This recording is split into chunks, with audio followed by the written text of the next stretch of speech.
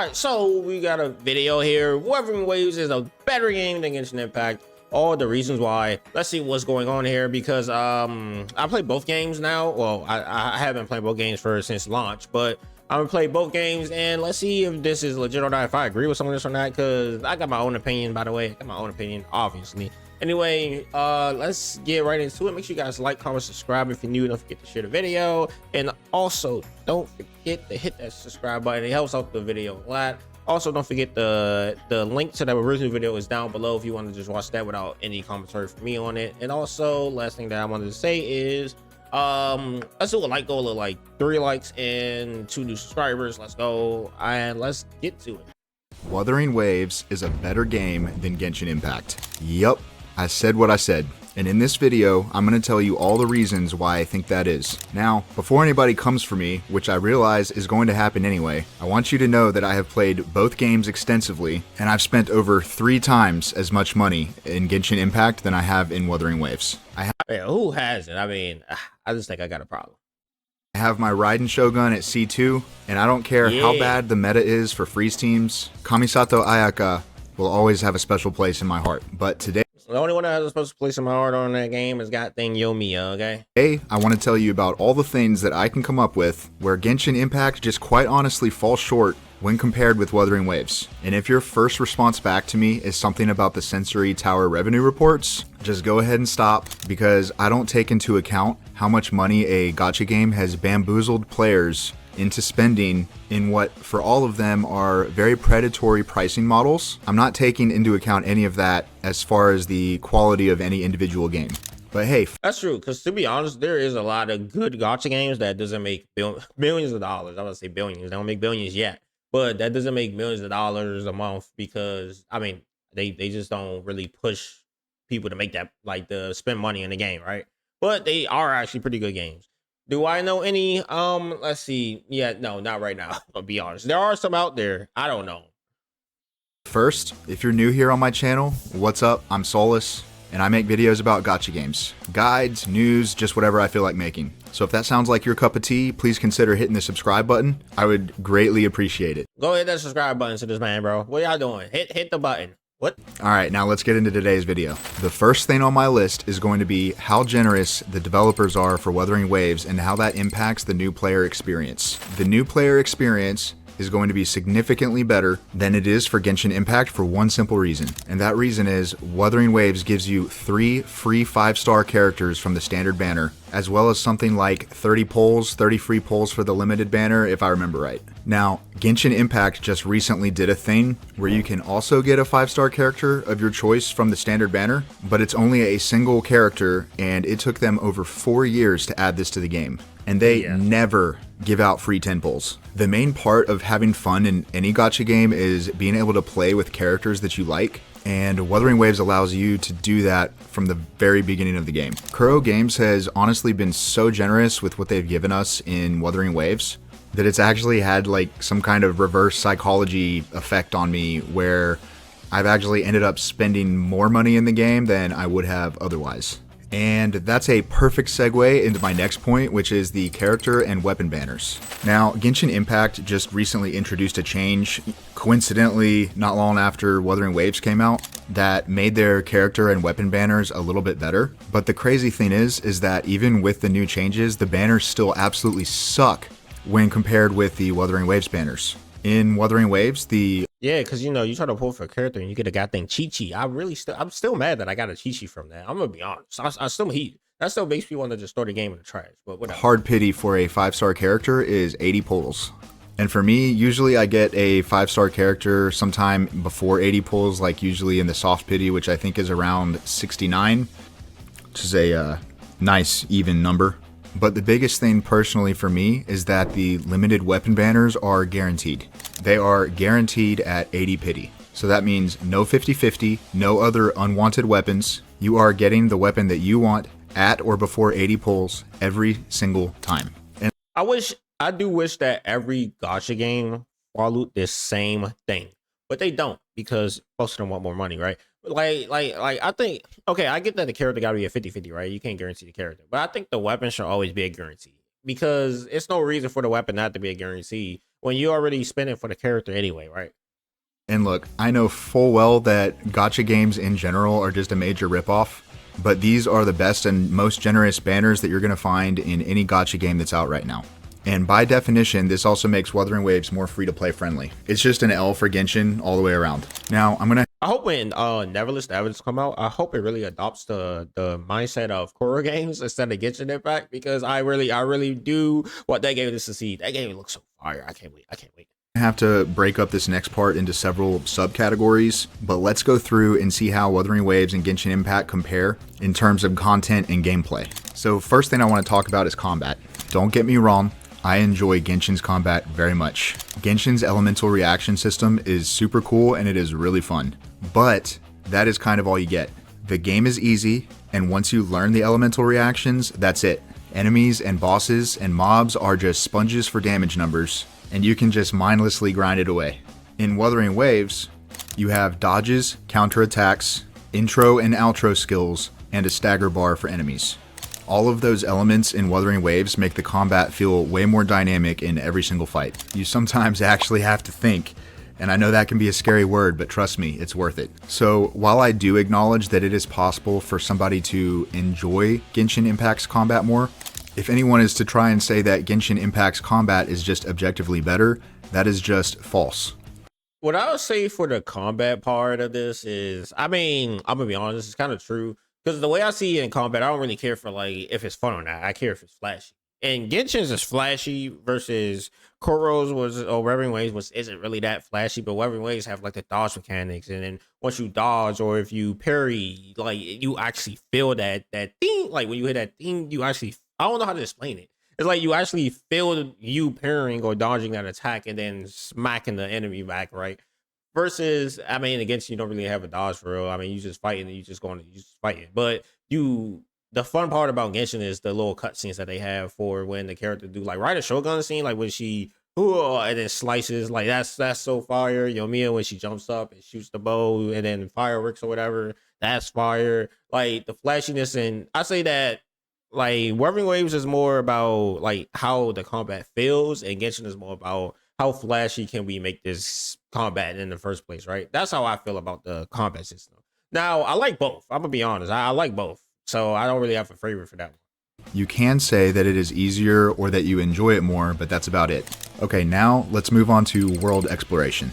This is an area where Wuthering Waves absolutely blows Genshin Impact out of the water. You know the stupid and annoying stamina bar that you have in Genshin Impact that runs out after like 10 feet of sprinting? In Wuthering Waves, you can sprint to your heart's content with no stamina bar. You can also run up walls, double jump, and there's a grapple. Also, in the Wuthering Waves livestream for version 1.3, we just learned that they're adding even more quality of life and ways for world traversal when Black Shores releases. Oh, so this is before Black Shores, but that, yeah, they actually have that. That is kind of fire. I'm gonna be honest. Like the little, you shoot that there, then it pops up there, and the thing. That's all right. The stamina thing. Oh no, I feel like the stamina is the same for both games. I mean, I see when you climb in Genshin, stamina is way worse. I'm gonna be honest. Versus Wuthering Waves, I think, I'm not sure. Don't have the numbers, but I'm pretty sure when you climbing Wuthering Waves, it takes the same amount as when you running. Versus Genshin, it takes, I think, like probably like 1.5 more or 2 times more stamina, or it's like it's more stamina that it takes when jumping up or trying to get up the mountain quicker, right? I literally feel so cringe now every single time that I'm playing Genshin and I run out of stamina while climbing a wall at the same pace that Joe Biden unsuccessfully climbs up a flight of stairs. And also in the same vein as world exploration is mining. Now, this is one of those really small things, but that is so boring in Genshin. I do not do it anymore. I'm gonna be honest. I like occasionally I run around and I see some rocks, I smack them. But really, I don't care. I don't care to do it in any game, to be honest, because I don't want to sit there and collect rocks. In my opinion, all of these small things do start to add up. But in Genshin Impact, when you're mining with any character that doesn't have a claymore, it feels like you are chiseling away at Mount Everest with a toothpick. But in Wuthering Waves, pretty much any character can break rocks with relative ease. Chun-Li, for example, can break rocks with one hit, and most of the other characters, with the exception of Rectifier users, can break them pretty quickly as well. Okay, so next up on my list is endgame content.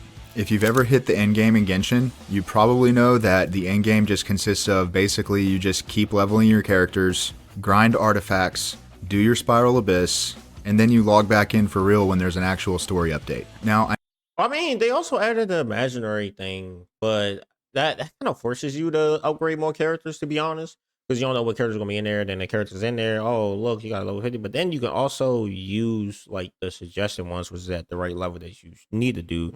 I don't know, it's kind of weird, but that is one thing that it also does as well. Plus, it just gives more gems because that game needs more gems. I know they added that new mode recently, again, coincidentally, not long after Wuthering Waves came out, but it's only one more mode and it's not that great. Now, in Wuthering Waves, you have the Tower of Adversity. It's really not that great, by the way. It takes so long to do. The Elusive Realm and Hologram bosses. The Tower of Adversity could admittedly use some changes, but that's basically your Spiral Abyss equivalent. The Elusive Realm is a roguelike mode, and honestly, in my opinion, it is absolutely incredible. And they add updates to it with every new iteration that just continuously keep making it better. The hologram bosses, though, I think are the best part of the game. For anyone who wants it, they essentially just provide a tough challenge, which is something that just quite literally doesn't exist in Genshin.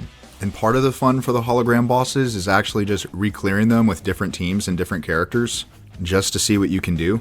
And considering that Wuthering Waves just came out a few months ago, I would anticipate that there's going to be even more in-game content.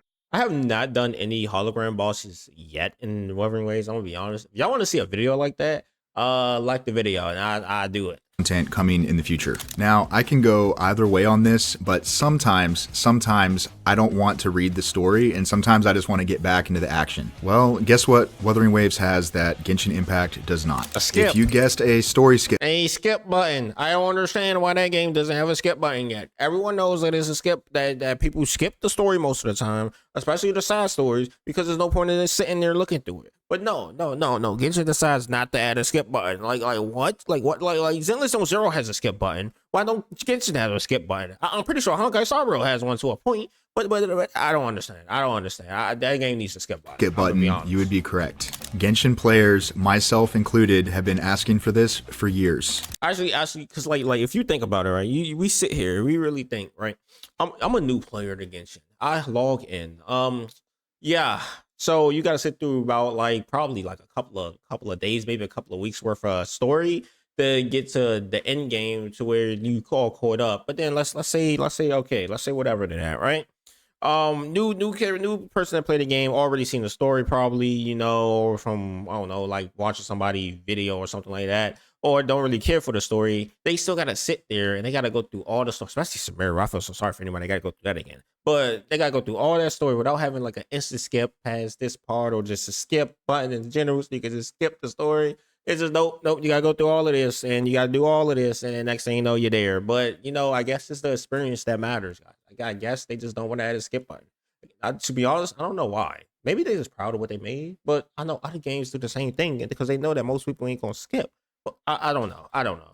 But in Wuthering Waves, if you're not in the mood to read, you don't have to. Simple as that. And in version 1.3 of Wuthering Waves, they are adding a new feature where when you do skip the dialogue, it's still going to give you a summary of what it is that you skipped so that you know what you missed. Huge W from Kuro Games. Okay, so next, let's talk about the Echo system in Wuthering Waves versus the Artifact system in Genshin Impact. There's really not... I don't know. I mean, for me, because I'm gonna let them talk out this, right? I just want to say, for me, I like Genshin's better because it's in one place, basically. Like, I don't have to run around all the way to Mount Everest over there to go get this Pokemon and see, oh, well, I didn't get it this time. Now I gotta run all the way over there. And then, oh, it finally dropped, but it's not the one that I actually needed. So now I gotta go all the way back over to Mount Fuji and grind that now. It's like, oh, bro, I don't wanna run around and collect them all like Pokemon. I'm gonna be honest, I think Genshin gear system is way better than Wuthering Waves because it's in one place, you know what you're gonna get. It's just that the RNG is horrible. Versus the RNG is okay. You know that you got to do it. You got to trick it in a certain way to get it, but you got to run around all these places and make sure you don't accidentally kill the wrong thing. Because most of the time they are surrounded by other monsters, and if you accidentally kill that monster, that may pop off for that, and then you don't pop off for the one that you actually needed. And it's like, bro, now I gotta kill them more. But it's whatever. I think I just hate grinding in video games. Not a whole lot to say with this comparison. Literally just everything about the ecosystem in Wuthering Waves is better than the artifact system in Genshin Impact. I don't agree with that. The way to get them, I think, is horrible.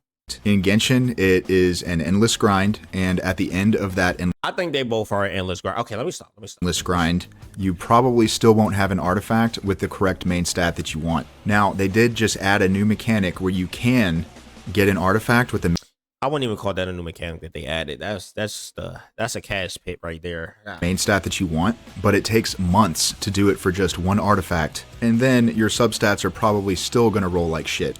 Wuthering Waves, on the other hand, incorporates open world exploration into its ecosystem, and there are game mechanics to where you can pretty regularly get these items called malleable echoes, which allow you to choose an echo with the main stat of your choice.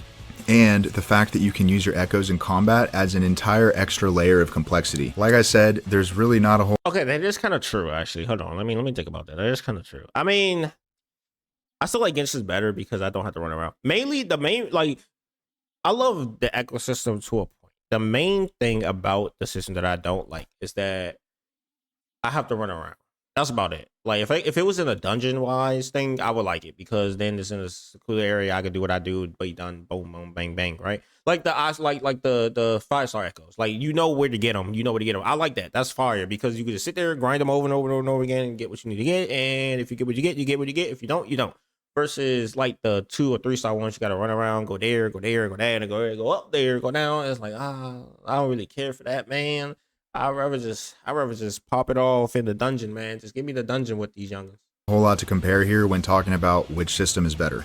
And now let's just talk about the devs. One thing that really stands... Obviously, we know which devs are better. Genshin, no, just like Wuthering Waves is great devs, bro. I swear. Stands out about Wuthering Waves is how quickly Kuro Games responds to feedback. And they're kind of doing that out of necessity if you think about it, right? Because they know, and every other game developer knows, that they will not be able to get away with what Genshin Impact has done over the last 4 years. Genshin is a special case, and there's a lot of reasons for that, but moving forward, the open world gacha space is expanding, and in order to compete for your game time and your money, the devs have to do better than the Genshin devs. Which admittedly is not hard to do at all. Alright, so if you enjoyed this video or found it interesting, please like the video and subscribe so you don't miss out on my future gacha content. Thanks for listening to me yap. Later. And again, Bay Area bugs, that's crazy. But I mean, this was a good video. Like I said, I mean, to be honest, that was a pretty good video. I'm gonna give it a like. Make sure you guys, you know, down in the description, give it a like if y'all need to. I mean, I agree with some of the things he said, some things I don't agree with. Like, I mean, I said it throughout the thing. Like, mainly the artifact system, I just don't really like running around trying to catch them all Pokemon style. Okay, I don't really like that. But when it comes to everything else in the game, I mean, to be honest, everything else in the game is better than Genshin. I'm gonna be honest. You can climb up walls, you can run up walls, you can... Oh, you know, they just added a character to run up walls, right? But you got to pay for that versus in Kuro, it's free. You can, what's that other stuff? Like, you can do a lot of stuff, to be honest. In Wuthering Waves, that Genshin, you either can't or you got to have a certain character for it because you got to have the character. Don't need a character to deal with. I'm like, bro, if you want people to run up walls, you can make it so that everyone can run up a goddamn wall. But no. You want to lock it behind the character and then you give a Chi-Chi out. Oh, my bad. I can't be doing this. Anyway. See, that hurt my soul right there. I'll see y'all guys in the next video. Make sure you guys like, comment, subscribe if you're new to the video. Peace out. Also, I do a lot of weird stuff. I mean, I do reactions, I do guides sometimes here and there, mainly for characters that I like. I do news for games if you want to add it as well. But I'll see you guys in the next video. Peace out.